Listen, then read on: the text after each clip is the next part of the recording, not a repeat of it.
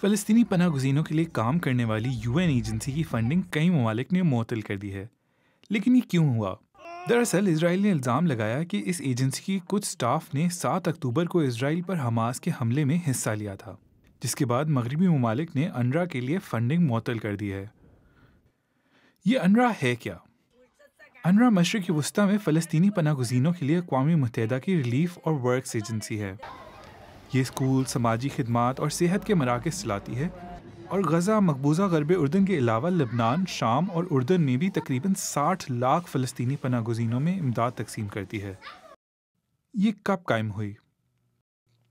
اس کی بنیاد 1949 میں اسرائیل کی ریاست کے قیام اور 1948 کی جنگ کے بعد فلسطینی پناہ گزینوں کی مدد کے لیے رکھی گئی تھی۔